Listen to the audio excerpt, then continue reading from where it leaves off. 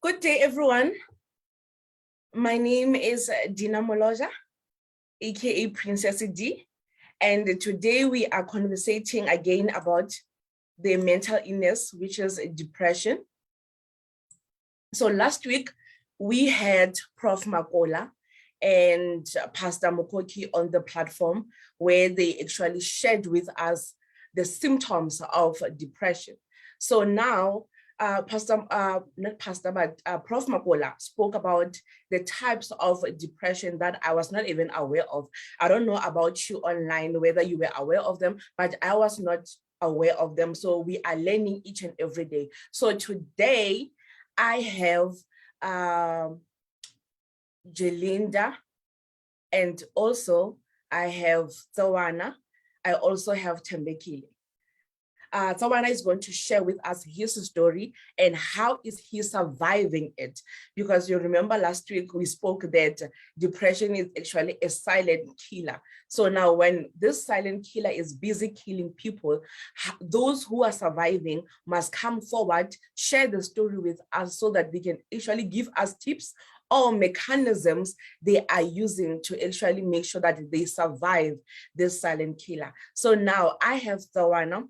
Tsawana is an honors student at Central University of Technology. He's a founder of an NPO called The Power of the Word. Then he hosts various events, including Mocha, Let's Talk About Mental Illness. Also, I have with me Tembekile, but Tembekile is not yet online. I think she's having some kind of technical issues. Then we have Jelinda, who is a counselor, and in fact, a psychologist, then as assistant director at the Wellness Center at Central University of Technology, and also he is a student, a PhD candidate. So these are my guests today. Welcome, Tsawana, to Conversations with Princess D. How are you?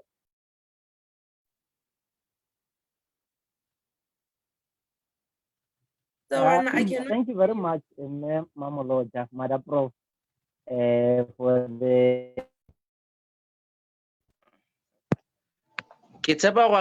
Madam. Yes, I think yes, I can hear you. How are you? I'm well, thank you very much. And yourself? No, I am well, thank you so much.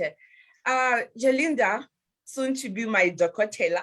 How are you, ma'am? Hi, I'm well, thank you. How are you? I am well, thank you so much. Welcome to Conversations with Princess D.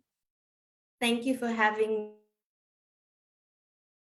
me. Awesome, let me fix, okay, awesome. I wanted to fix something before we start with our conversation today. So now, I'm going to start before, Tsawana, you tell us your story. I want to understand from Jelinda's point of view as a psychologist, according to you and your skills, your expertise, what are the causes of depression?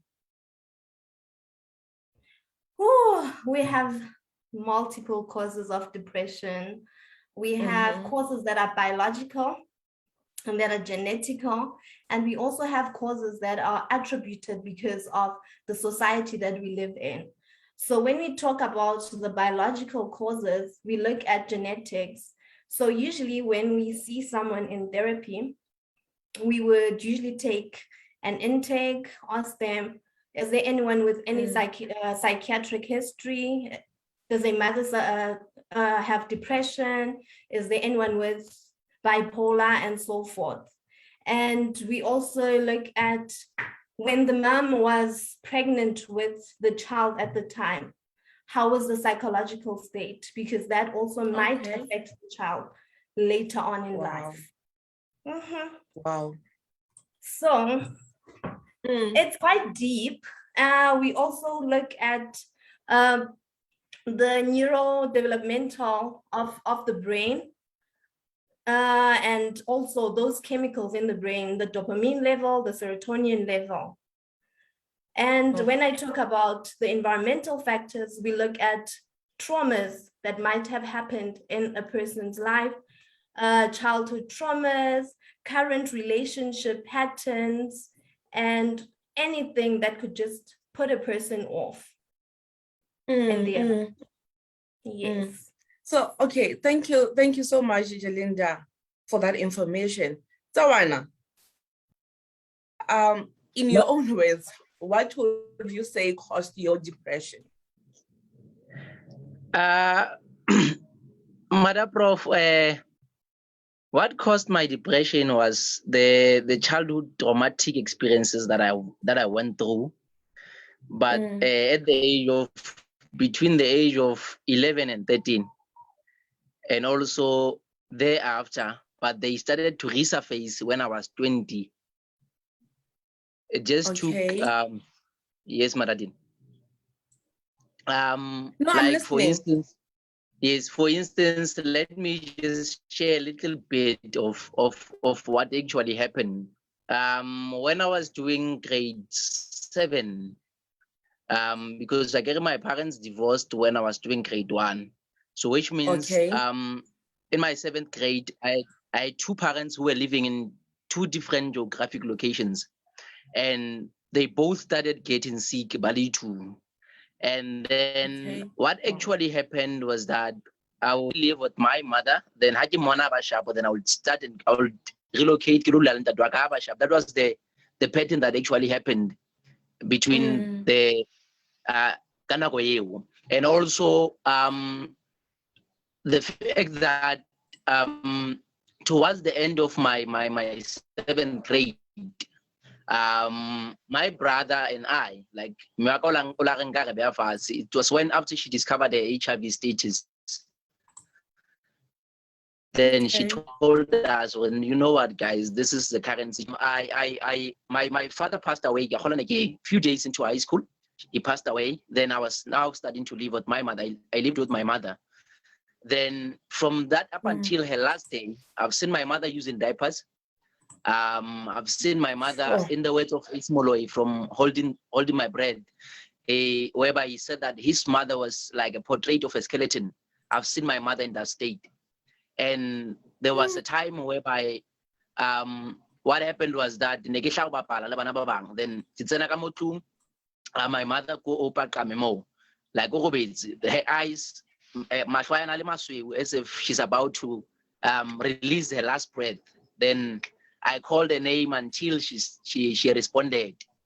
And then it went on and on. Then after that, my mother passed away. I had to relocate to live with my maternal grandparents, which is where like everything started to go south, basically, because that's when the traumatic experience was basically fueled. But then I got to understand at the later stage that based on the treatment that I was getting, like at the current at the moment, it was from the fact that my grandparents were still broken by the decisions. So now I symbolized that. In other words, I was the symbol of the bitter consequences of my mother's choices. So I had to feel that thing, because in most cases I would be reminded that I should leave. In most cases I would be reminded that my mother died because of HIV and AIDS. Those kind of things, those kind of words that breaks one, And then it was only in 2018, after Jacob Panelli Totliso May, whereby he had started sharing his story. There was this slogan, based on the book that he intended to publish. Yeah, I'm ready to talk.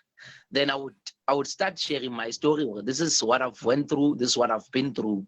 And then a friend of mine was like, bro, I think you are traumatized. You need help. But I just took it lightly until this one other day, because I was in a relationship at that moment, because I had a problem of letting go of people, because I never dealt with my parents' death. Sure. And now it was this one afternoon. I remember somewhere because I was assisting someone the script. Then my then girlfriend actually, I met with her late at night basically, and in my mind I'm like, this person said Okatung, and then instead of going home I went back. I confronted the chick, okay, and like what's happening here. Then the moment after the whole incident, then I was like, bro, this is not who you are. Something is wrong. Then I had my first session in Miss G, whereby I even laugh about this, that Nagi's hair him I'll like in front of a woman, because I was literally weeping. And for the first time I felt like a human being, because Ms. G was like telling me what's bothering you. Then she diagnosed me with childhood trauma, anxiety, which was then moving into depression state. And then ever since from that day, I've been trying my best to sail through it, because I only get triggered once in a while. Then after that, I start having suicidal thoughts. I've been having suicidal thoughts from 2018, because I remember the 14th of June, the same year, 2018. That was when it was starting to resurface, because I had an exam. Then they refused to give me money at transport, take a long exam. So I had to fail that exam actually. Then I thought of committing suicide that day, which is 2 days after a friend of mine committed suicide. And then I managed to move. Like, it was when these small things were starting to trigger these bigger things. I'm trying by all means, good people, not to cry right now. I don't want to cry during the people. So I'm actually making a silent prayer right now. So Jelinda, tell me, before Jelinda, Tawana, are you taking any antidepressant something? Are you taking any medication? What are you taking? Are you taking something? Fortunately enough, Miss G seems like she could see the person that I am. I can't really pity her, but then there was a time whereby she advised me to try this other medication. I would it was more like Momona fella those just two pills from it. Every time when I have a breakdown, I'll just take 2, then get Momona, then they would shut my brain for that period. Then after that, but ever since I've been Miss G taught me skills to manage it. So I'm not using any medication at the moment. Awesome. Yay. Miss G, those skills that you taught him, please share with us, because now there are a lot of people, like this other friend of mine, she hates those pills because they make her weak and she sleeps a lot. Understand? So now we are all, I think most people will definitely appreciate those skills or mechanisms or methods, whatever techniques that they can use just to avoid to take those pills. So tell us what you told the one we want to know. I think sometimes, yes, medication doesn't work for everyone. There's different subsets of medication that works for different people. And medication, besides it being difficult to swallow and the effects of it, it's very expensive. So usually people wouldn't want to go that route. However, some people cannot get through the depression without those psychotic meds. In therapy, we learn different types of skills. Mostly they are specifically for a certain type of person, looking at the type of person they are, what type of resilience the person has. So usually in therapy, I look at what it is that has brought this person this far, because they still haven't given up, they haven't committed suicide yet. Even if they might have had suicidal thoughts, what is it that is a positive in their life? And we maximize on that. We maximize on their positivity. For instance, if a person is a spiritual person, we look at that, their spirituality, what is it that you believe in? And you maximize on that. We usually also use a therapeutic tool called journaling, whereby a person, whenever they feel as if everything is too much, because usually with depression, you would have a lot of anxiety, which means you have a lot of intrusive thoughts. These thoughts that we don't want to necessarily think them, but they come at any point. So I would usually advise someone to, at that time when you feel as if everything is becoming overwhelming, take a deep breath. You can write everything down, because when it's in here, it becomes too much. But once you find an outlet and you take it out onto something, it's not a threat as it was whilst it was inside. And we always tell people that look for whatever it is that is positive in your life right now. What is this going to do for you? What is it? How is it going to take you out of this? What type of resilience do you have? And we also teach people relaxation tools. Sometimes people find it very funny or stupid. I know I'd usually tell my clients that whilst you're in the exam room, do a relaxation technique. I'm not saying make that home sound, but just relax. Try and figure out, okay, this is a table, it's hard, and concentrate on that so that you can become calm. And even if you feel like sleeping, try walk, even if you just walk out of the door to the gate and go back in. Because when we are depressed, sometimes we feel as if we don't have enough oxygen in our lungs, and we need that oxygen. We want to isolate ourselves because we're depressed. We don't want to be in the company of people, and we need that support. The more we isolate ourselves, the more we feel as if our friends have failed us. So if we can just try and emerge ourselves bit by bit. Yes. Yo, thank you so much, Miss Pilani. Okay, friends online, let me introduce Thembekile. Thembekile, welcome. Thank you for joining us. Thembekile is an artist who ministers in song. She actually worked with a lot of artists, Bolebu Sekholela, Anathi Mnyakin, and many more. And in her journey as an artist, she also worked with Sfiso Ncwane, Moho Clash of Choirs, and now she is busy with her promoting her single titled We Thembekile. Thembekile, welcome to Conversations with Princess DLC.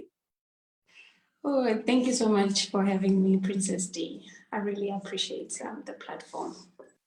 Thank you so much, no one is. So Thembekile, so tell me, which symptoms did you have that actually made you to conclude that, you know what, I think I might be suffering from depression? Yeah, I used to isolate myself a lot.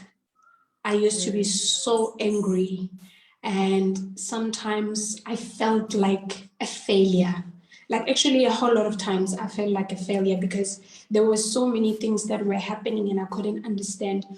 I'm trying something, but then it keeps on failing. You're trying something and then it keeps on failing. If it's not what you're trying, it's people that probably your circle or maybe your family that you're relying on. And then some of the people, they're actually not giving what I don't want to call them expectations, but somehow it's like that, you know, when you have, like, for example, friends, and you would expect them to support you in a certain manner, and then you realize that it's not happening, and you're going through so much that it's like people are not hearing what's happening to your life, you know.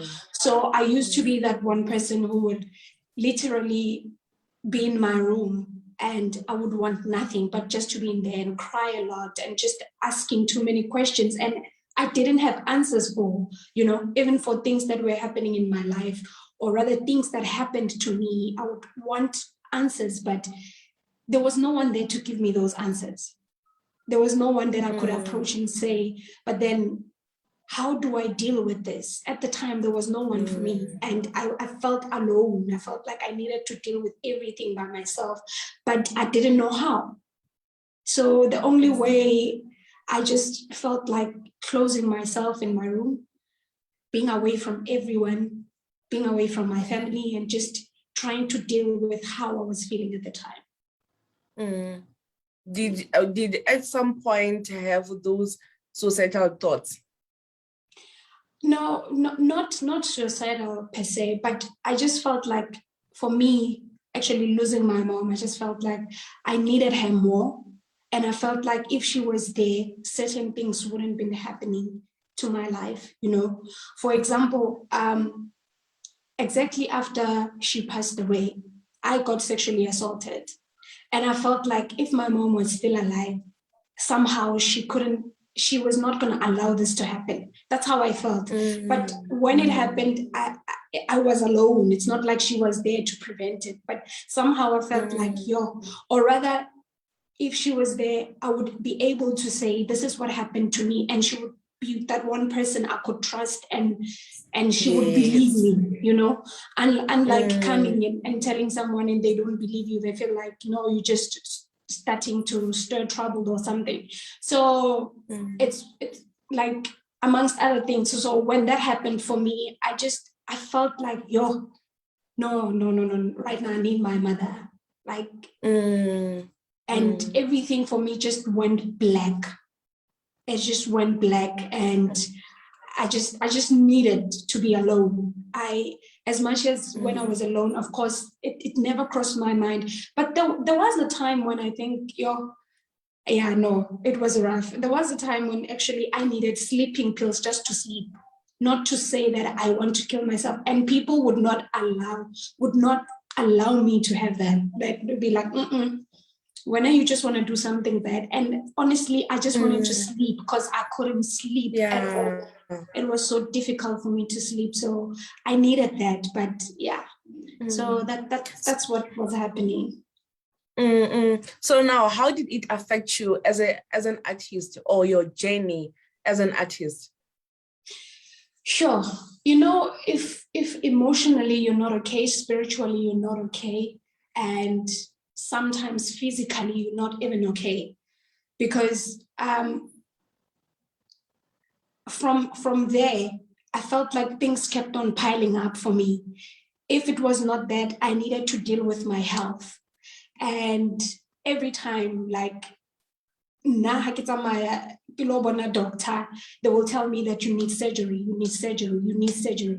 Every time I would have to go for surgery in order for them to try and fix me, you know. So as an artist dealing with something so personal, people don't understand that every time when they see you, they see this perfect being, you know, or rather they want to see this perfect being that you're not. It's like we're not struggling. It's like we have it all figured out, but that's not the case, because I'm one person who feels like I might be dealing with a lot, but it's my choice not to put everything public. Yes. Even though I have people who follow me, or people who listen to my music, or who have been following me even before releasing my music, but I felt like I need time to process everything, so that whenever I'm ready, I'll be able to come out to say, this is what I've been dealing with, or rather, this is what I've been through, you know. So it was kind of difficult, because at times I'd be dealing with something now, and I have to come and be this person that I'm literally, that I'm not feeling at the time, you know, because I don't want people to perceive me somehow, to say, no, Mutowi gets us, or we get. For example, remember when I had a show in Bloom? I had a show in Bloom in 2017. I think on the day, like September the 24th, the following week, I was supposed to go. Actually, I went, not supposed to go. Actually, I went for my operation. I needed to be operated so that they remove the gallstones. So I'm preparing a show, and I'm dealing with these health issues, like my body needs to carry me and stuff. Because I remember exactly after the show was done, I literally slept on the floor for a few minutes, because I needed to catch my breath. I needed to feel that I'm still okay, because nobody knew what is it that I was dealing with at the time, but I needed to be utembekile, that is on stage, you know. So it's difficult to balance the two sometimes, because there's so much that is expected from us. There is so much, and it makes it too difficult, even emotionally, so it becomes straining, because also this pressure that, what are you doing? Where are you? What's going on? And people don't understand that this person might be dealing with something. Whenever they're ready, they will come back, we will see them again, we will try and understand what is it, or rather how their journey have been so far, why they're quiet and stuff. So it's like every now and then you have to constantly like be out there and show people that you're okay, and even if you're not okay. And then we want to see you. If ever we don't see Tembekile, we are thinking that Tembekile actually, she's playing games like a talent high. You remember when I was telling you, and I keep like Tembekile, if only I can have her voice. You see. So I can imagine the pressure that comes with everyone expecting this much from you, and yet you are dealing with your own things that are happening. So Tawana, you are a student and you are doing your honors. That means that you have been really surviving. What are the techniques that you can actually share with a first year or a second year who is saying, you know what, I've experienced 1, 2, 3 in my life, this is too much for me, and also I cannot be a student because now assignment gets a depression. So now, how are you dealing with it? How did you manage to actually get to this point where you are now? What a question, Maradina.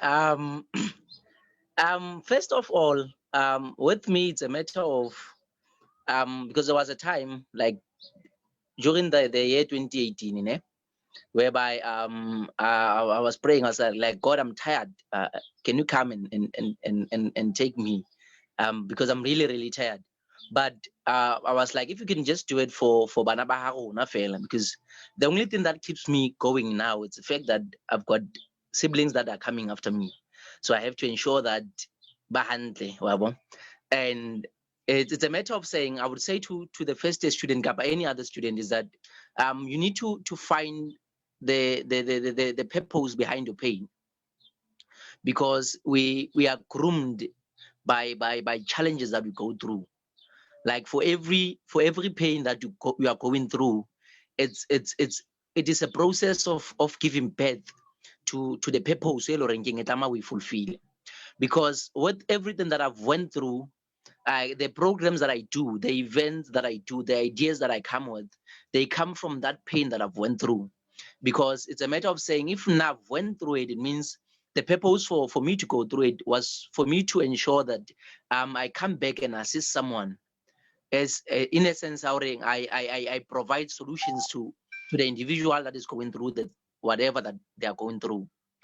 And failure to acknowledge that you are not okay, failure to acknowledge that to say that at some stage, because like I was a workaholic before, like I would work and people would be like, you're a hard worker, and you know, it's just a coping mechanism. Until I reached a stage whereby COVID-19 came last year, then I started becoming very, very, very because I had extreme suicidal thoughts. The coping mechanism I decided. So what I did was that I've started writing a memoir basically, but I'm taking breaks. So one thing that, like Ms. G has said, that whatever that you are feeling, if you can just write it down, if you can just share it with someone, because the more you think about it, the more into affect our and the more it affects you, the more into because at the end of the day, if some people who decide to commit suicide, it's not a matter of saying I want to die, but it's a matter of saying I want to end the pain. But if only a student, if you can just share that pain, because one thing that I had to unlearn, Madam Loja, was the fact that now in my life I didn't know how to ask for help, and I realized in more cases the reason why that's the problem. I had to unlearn that. I had to unlearn that. And the more I reached out to people and say, I'm struggling here, can you please assist me? I realized that what I'm the depressed whole of it. Because if I share this person can be able to help me carry whatever that I'm feeling. So it's a matter of defining, like finding the purpose behind your pain, writing down what you are feeling, and also reaching out to people, because there are people who are willing to support you. There are people who are willing to listen to you with regards to everything that you are feeling. And one thing that has been working for me, like at the moment, is the fact that one day I decided that I was inspired by my late friend Stunya, to say, Chief, we need to, because I saw that Willa got himself a ring. Then we have this promise rings. This is a promise ring, basically. So when my mind is failing me, it has its own vows, including Tabari. We are not going to commit suicide. We still have a lot of things that we still need to achieve. So having this ring on my finger, even if my mind is not positive, when I look at it, I remember that there are certain promises, there are certain vows that I made to myself, and I'm not about to let go of that thing, because I still have to be a professor. I still have to do a lot of things. So it's a matter of just definitely having that one thing that symbolizes hope in your life. We can find a lot of things. There are different things that one can use, but if you can just have that one thing that reminds you of where you have been and where you are intending to go, and the fact that you, like, God has been carrying you, basically, because as a Christian, prayer is the most powerful tool. In as much as you attend therapy, but the fact that prayer, the fact that you realize that through the grace of God, I've managed to conquer 1, 2, 3, 4, which means there is still more for me in store that I can even conquer. So that's it's a matter of that, Madam. Yo, awesome. Thank you. Thank you so much, Wena Tawana, for that. That was profound and informative, reliable for that. Ms. Jelinda, okay, last week, Prof. Makola spoke about the minimal, mild, moderate, and severe depression, right? So now, in my understanding, the minimal depression is when you are starting. It's like level 1, yeah, right? Okay. So now, if the minimal depression is level 1, so now how do we make sure then, let's say the moderate one maybe is level 3 and the severe one is level 7? How, right now I'm on the minimal one, I'm on level 1. How do we alleviate and make sure that the minimal one, we maintain it, it stays at level 1, it doesn't escalate to the severe one? Because I think the severe one is where the danger is. It's where people say, you know what, I give up, it's not happening. Like Tawana said, I need to put an end to this pain or this loneliness that I'm feeling. So how do we alleviate, or how can we make sure that it stays at level 1? We want to manage it. We don't want it to escalate. Yes, and we actually don't want it to even be on level 1. We don't want it on level 1. How do we make sure that we don't even entertain even level 1? We want it at level, in fact, no level at all. It's supposed to go away completely. How do we do it? Okay, so when a Princess D, you are an IT lecturer, right? So if I continuously add information on my laptop, continuously, the memory starts getting little and little and little and little. What happens once the memory is, I'm not servicing my laptop, I'm not cleaning it, there's no antivirus, there's nothing, I'm just storing information. What happens to my laptop? It's going to die. It's going to die. Too much information. You need to forward. You need to format it. You need to make sure that whatever that you don't need, you remove it, and make sure that whatever that you have in your device is something that you are going to use. If you don't use it, you remove it. If it doesn't add value in whatever task that you want to achieve, remove it. Format if you have to. Yeah. So we are able to go and fix our laptops once we see that, oh man, laptop it's becoming a bit slow, or it's not picking up network as it used to. It's the same with our physical bodies. Once I start coughing, I'm like, okay, I'm coughing today, I'm coughing tomorrow as well. What do I need to do? I think I need to go and see a doctor. But when it comes to our mental health, we are so reluctant to find help. You're like, okay, today I feel sad, tomorrow I feel sad, I'm feeling a bit depressed, tomorrow, next week, and again, I'm like, ah man, this feeling will pass. Or I've been through multiple circumstances in my life that have made me not feel okay. So these things start escalating. What I usually say to people is that we go through stuff in our lives. For instance, you pass by a table, you get knocked. What I'm going to do the next time is I'm going to make sure that I don't get knocked by the table that I got knocked at. But the pain of that table is still there. I haven't dealt with that pain.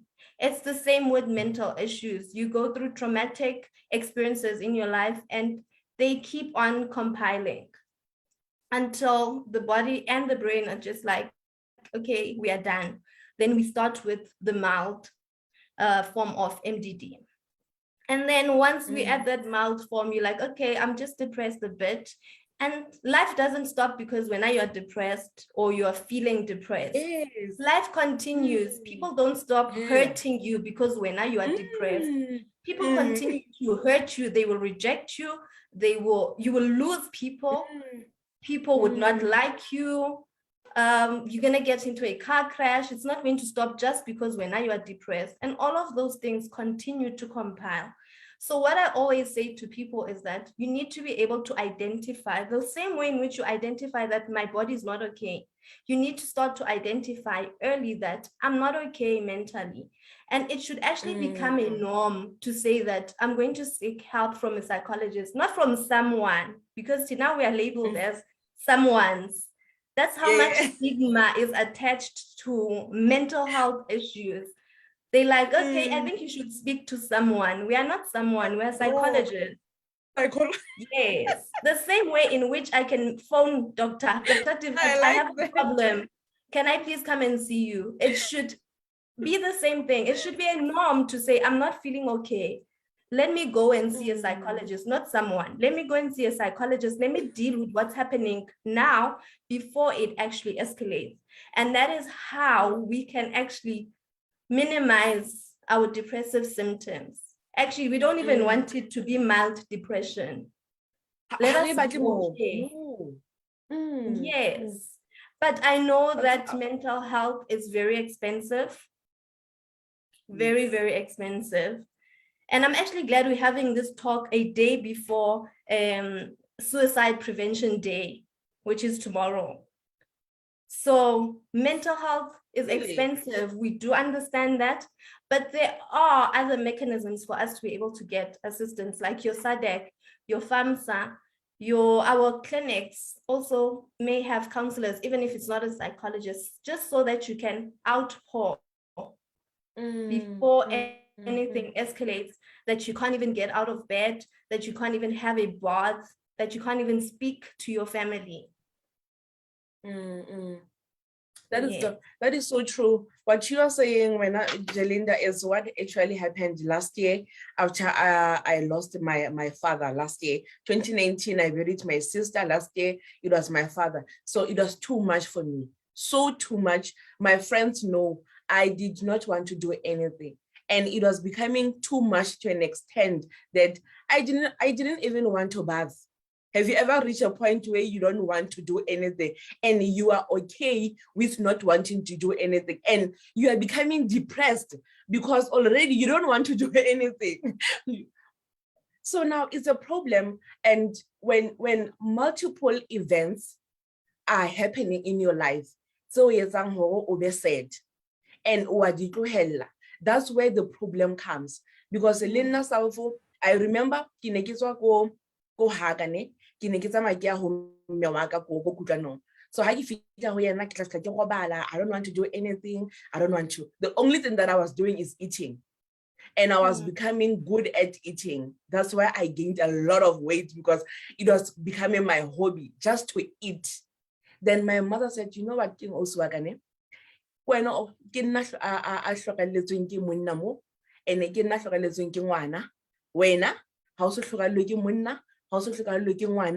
if ever you want to be depressed, not in my house, you need to get out. From that moment, that's where I actually realized, you know what, this is becoming too much now. It was even affecting my work.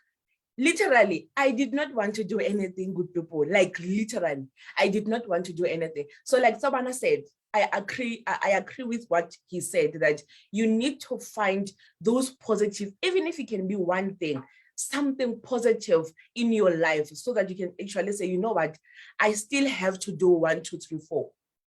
I still need to go to places. I still need to make sure, how can I want to die when I still have a 5-year-old? I need to make sure that she's taken care of before I die. So now, like Sawana said, we need to find, whenever we feel depressed or we are experiencing that moment, we have to remind ourselves. That's where purpose comes in. For now, why we exist at the first place. So now, Sawana.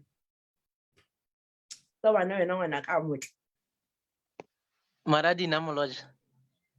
You are such a strong human being. You are such a strong human being. So now you are a student, an honor student, who's managing to survive this. So now tell me, you just lost a friend, right? Yes, mother. And I think Lena, he was depressed and all that. Did in any way his death affect you right now? Honestly speaking, it has affected me, honestly speaking. Because the last time I had my promise ring on was 3 months ago, which means I was cruising nicely. So it has been very, very difficult to even manage, because the only thing that matters, the whole like 2 weeks in in the like papa sometimes. I don't want, at times I isolate myself. Like I don't want to be around people. All I just need is just to be with myself, to just feel pity for myself, because at the end of the day, I've been asking myself a lot of questions, because this is a third close person in my life who has committed suicide.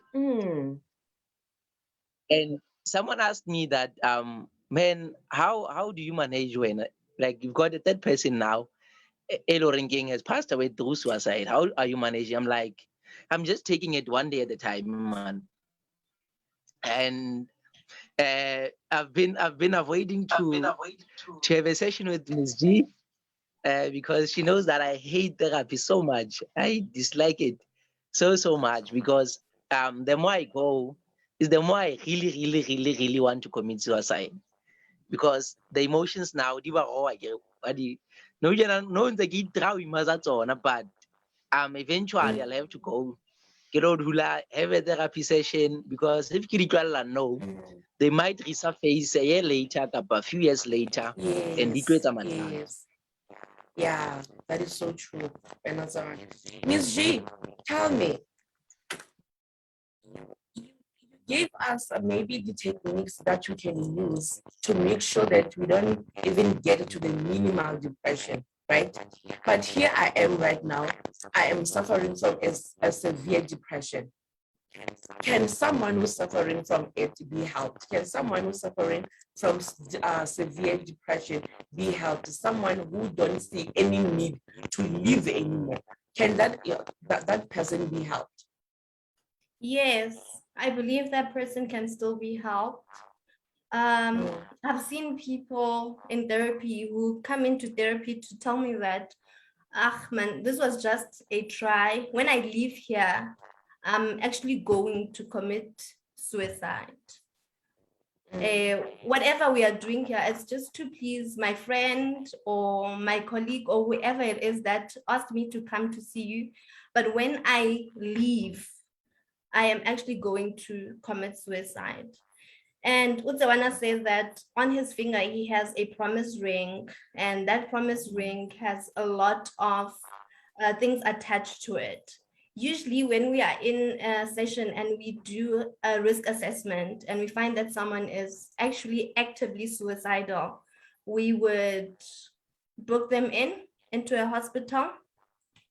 We would also ask them to sign an anti-harm contract so that there is something that they can keep reminding themselves of, to say that I signed that and I'm going to keep that commitment.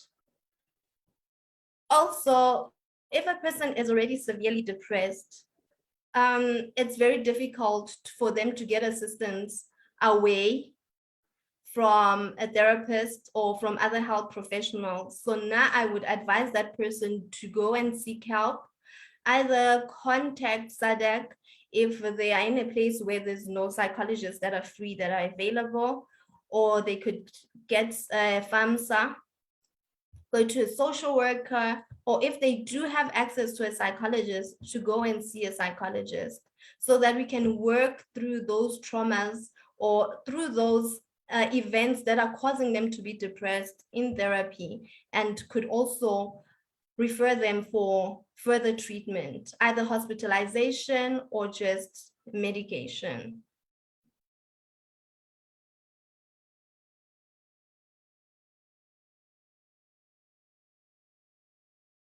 Princess D, I cannot hear you. Maradina, can you please unmute yourself? I was actually, I received a message that there's a weird sound coming from my side. So I wanted to actually mute myself while someone else is actually talking, just to try to minimize that. So now my question was that there's nothing that can be done if someone is actually faced with severe depression, other than them coming to a point of valuing their lives. Yes, especially if the person has severe depression with suicidal thoughts. As long as the person values their life and they still have that inkling to say, even if it's just a small percentage, to say, I do still want to live, I do want to see this through. And it's very unfortunate that we cannot assist people who do not want to be assisted. Yes, definitely. It's not even possible that you can try to assist someone who doesn't want to be assisted. So now, Tembekile, I want to talk to you now. So now, when you have a twin sister, right? Yes. And you guys seem to be very close, like binges, ne? So Yeah. now when you are going, yes, because I remember you guys actually made me want to have a twin sister. Like I was like, God, why didn't I also have a twin sister? Like really. So you guys are too awesome. So tell me, when you are going through that, were you talking to her, or you were not talking to her? You actually wanted to isolate yourself even from your twin sister? Well, when it comes to her, she's one person actually who knows everything when it comes to me. I remember even when it first happened, like it took time for me to come out, but I knew that I needed to speak to someone. So she was the first person that I spoke to about what happened.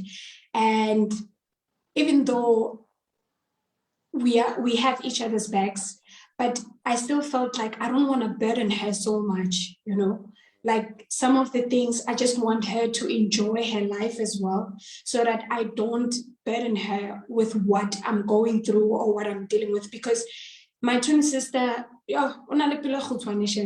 so yeah, so that it affects her more than, sometimes I feel like it's affecting her more than it's affecting me, you know, because it will come to a point where like she feels like, I don't want to speak to that person, I don't want to see that person, because that person has done something to me, you know.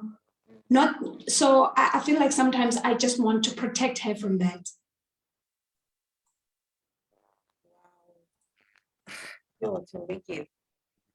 So now you're going through something, and here you are still, when you're going through it, you want to protect someone.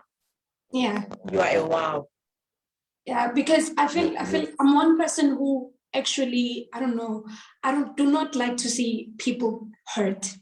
I feel like I can take your pain. If I can take your pain, I know. I just want to be in that space for you. So for me, I felt like this is the person that I love with all of my heart. I mean, I share a day with her. I share almost everything with her. Like, so I don't want to see her through that, because there was a point where we were still in varsity. And at the time, that's when I say, like, there was a moment when I needed sleeping pills. And she was so there for me. But then also I could see the pain that she was feeling, because here I am, and I'm somebody that she dearly loves, going through something. And I feel like for her, it was more like, I don't know how to help you. I really want to help you, but I don't know how to help you. So I on my side, I didn't want her to feel that way. I wanted her to be okay, to be free, to see me that I'm okay. You know, so I guess, yeah, that's where the protection came from. Oh, wow.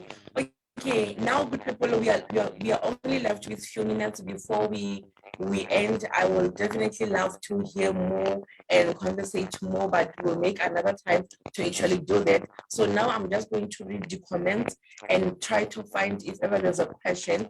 So now Eric Mukoduto is saying that one of the strongest person I know, which is Tawana. I agree when I read Tawana is awesomely strong. You guys keep freezing. I wonder what could be the problem, Osmosa.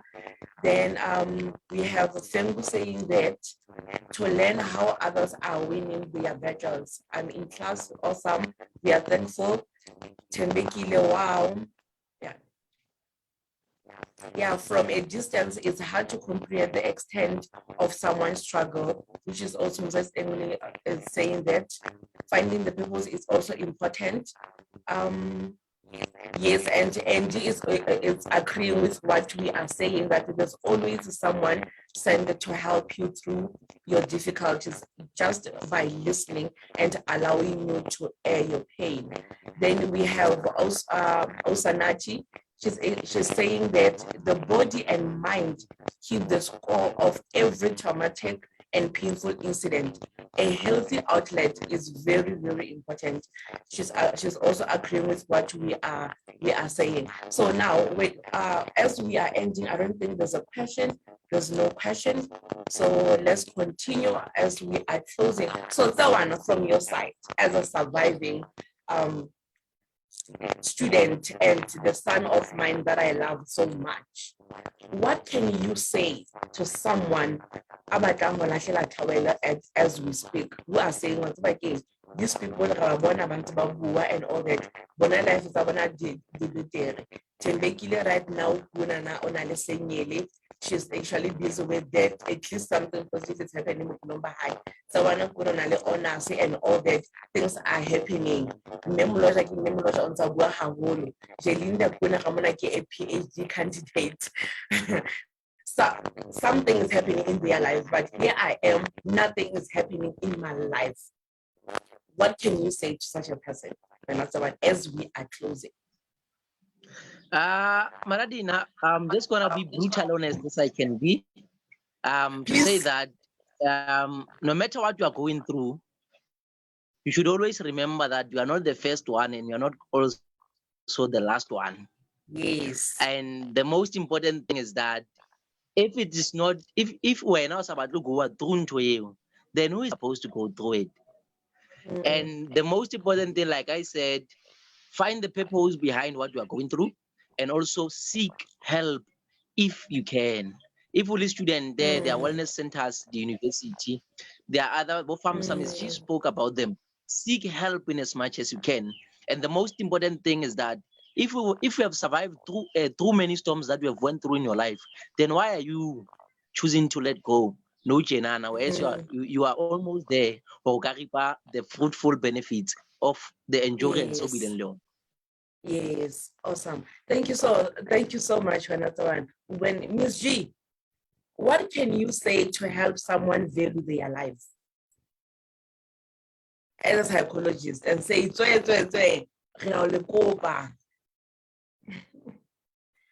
I think, as Joanna said, there's always purpose in that pain. I have a story, you have a story. Yes. Whoever it is that's watching has a story. People would look at us coming in and out of our offices and they're like, never. They got things easy, but they don't know. It's just a pity that in therapy we can't really share us. But if I would sit with a student and really unpack myself, they'd be like, yeah. So everyone has a story. Singaba bahle, kanje, but inside. So we just keep fighting. With your last breath, keep fighting. There are resources, especially for students. There are resources in your campuses. Make use of them. There are resources in the community. Make use of them. Make sure that you fill yourself with as much resources as you can so that you can fight. With the last dying chance, fight. Yes. That's it for me. You have to fight a good fight of faith. You need to fight for your dreams. Purpose is very important. Your dreams are very important. Or as long as there's breath in you, there's something positive. And it does not. One thing happen, it is frustrating, every depressing, the comparison towards other people. Social media is so much difficult because now we are glowing and you think that you are the only one who's going through things in life. But let me tell you something. You are not the only one. We are all going through something. Like literally each and every morning, I have to listen to something. I have to read the word of God. I have to pray so that the learners of when I am bubbly, I am energetic, and I don't allow people to suffer because of what I'm suffering from. Each and every one, good people, we are fighting. So now, Luena, put on the fight. You need to fight for your dreams, for your life. Those who have kids, for your kids. Those who don't have kids, there must be something that you're supposed to be fighting for. That good life, that better life that you want, it's worth you fighting for. It's worth you learning to put another foot in front of the other and say, you know what, I have to keep moving. You're single. How did you come about the sing? By the way, these days I'm listening to Wetembekile every single morning. One way or the other, I have to listen to Wetembekile because it reminds us that if God can take you from point A to point B, he can definitely move you from point B to C up until Ufika Z. So Tembekile, how did you get to a point of writing Wetembekile? Just to add on everything that you guys have said, I think there's this stigma, especially as Black people, we don't do the therapy, we don't go to counselors, you know. I reached a point where I needed to go for that in order for me to get my sanity back, in order for me to understand everything that was happening in my life, in order for me to deal with things that I thought I dealt with at the time. Continue, I just buried them and then tried to move on. So it is important, like Ms. Jill was saying, it is important that now, like, once in a while, go and speak to someone and just try and offload. You know, one thing that they said I must do, go this sessioning, is that if I feel overwhelmed of everything, I should just lie on my back and speak like I'm speaking to someone. Like speak whatever that is happening to my life at the time. That's what I do just all take the time. it out. Yeah, and just take it out and you will feel a little bit of weight off your shoulders. And that's true, it helps, you know. So yeah, I just wanted to add on that. But in terms of the song Wetembekile, like I'm saying, I guess for me it started from when I lost my mother, the sexual assaulting thing, being sick and having to be expelled from varsity because of my health. So it was things piling up and piling up. And I guess for me, the question at the time was, God, what is happening? Why me? Why do I have to go through everything? But then along the way, I got to realize, just like someone was saying, if not you, then who? Why are you not trying to figure out why are these things happening to you? There could be something bad that is happening to you, but there is something greater that's going to come out of it, you know? Yes. So we should not just focus on the negative side of things, but also check, oh, what is it that I'm going to gain from this? And for me, it has taught me that every experience that I have to go through, whether mentally and emotionally, but God was preparing me for something greater. God was preparing me so that I can be able to share my story to someone to say, I've also been there. This also happened to me. And I'm seeing that God is doing that. I can get inboxes now and then for people sharing me stories, people that I do not know, but I see that that is God for me, because he understands that I will be able to speak to this person to say, actually, you know what? I went through the same thing and this is how I dealt with it. And hopefully, hoping that this, what I'm sharing with them will be able to stir something in them to say, if she can do it, and by God on her side, so can I. So what it's just, to round it off, it's just a song of hope and a song of healing, a song of encouragement to people to say, kuningi esindlula kuko, kuningi day in and day out, but we still need to put our trust and our faith in God to say, noma kumnyama, noma kubovu, but there's one thing that I should hold on, and that's God. So, because He will never leave nor forsake us, no matter what. I mean, uNkulunkulu akashintshi, uhlezi emile njalo. Isimo noma zishintsha on our side, but He's the God that remains the same. So that's what the song is all about, really. So that's why I'm saying uNkulunkulu wethembekile, ngimbonile mina empilweni yami, ngisambona nanamhlanje. Whether ngiyavuka kusasa ngekho right, but I still know that kukhona la ngisabambelele khona, and that is uNkulunkulu himself. So yeah. Yes, and God failed to fail a long time ago. He can never fail those. Each and every day when we put our trust in Him, it allows us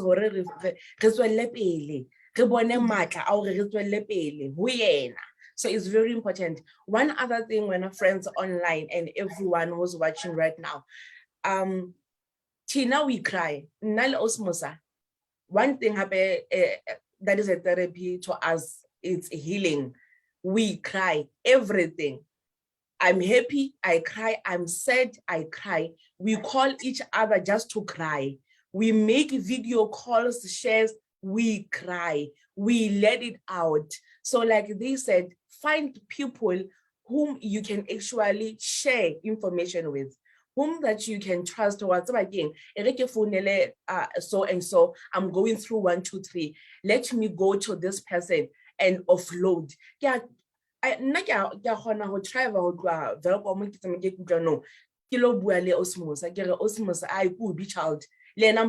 Girl, it's been good in my life for 5 days now. Girl, let's cry about it. We will cry about it. After that, we laugh about it. Then from there, we go back to the word of God. We remember what God said about us. Then we keep moving. We need to keep moving, good people, irrespective of what happens in your life. As difficult as it is, there are people, trust me, there are people, even if it can be one person who's willing to listen to you. From me, Princess D, bye-bye. We will see you next week. Thank you so much for tuning in.